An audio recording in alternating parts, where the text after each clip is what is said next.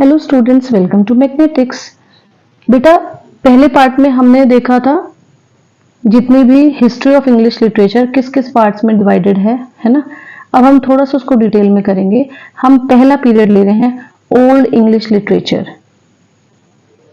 इसकी जो डेट है वो है 450 से 1066 तक, ये डेट इसकी एक्सटेंड होती है। Now old English literature is also called Anglo Saxon literature. Old English literature को एक दूसरे नाम से जाना जाता है जो है एंग्लो सैक्सन लिटरेचर। क्यों इसे जाना जाता है वो हम देखते हैं।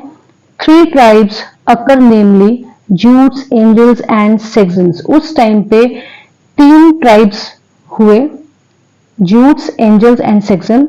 दीज ट्राइब्स स्पीक जर्मेनिक और ट्यूटोनिक, ये 2 लैंग्वेजेस ये ट्राइब्स बोलते थे। All the 3 tribes were in conflict with each other, और तीनों ट्राइब्स आपस में लड़ाई चल रही थी, तीनों ट्राइब्स की एग्जिस्टेंस के लिए। ठीक है। Now Jutes became week. अब इस लड़ाई में जूट्स जो है काफी वीक हो गए due to constant fight and they mixed with Angles and Saxons. अब जो वीक होगा तो उसको तो मिंगल होना ही पड़ेगा, तो वो इन दोनों के साथ मिल गया, मिक्सअप हो गया।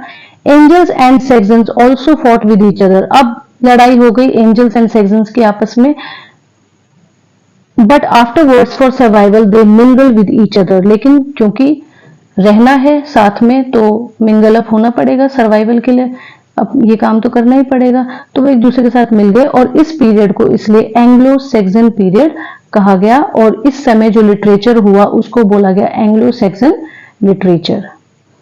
All these things happen in 5th century. ये सारी चीजें हुई 5th सेंचुरी में। अब Anglo Saxon literature, Anglo Saxon literature में कौन कौन से काम हुए।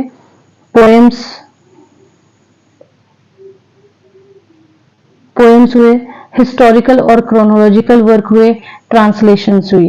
पोएम्स में भी शॉर्ट पोएम्स हुई, लॉन्ग पोएम्स हुई, हिस्टोरिकल और क्रोनोलॉजिकल वर्क में भी काम हुआ उस समय पे, और ट्रांसलेशंस भी हुई। इसके आगे भी हम दूसरी वाली एज करेंगे। Thank you.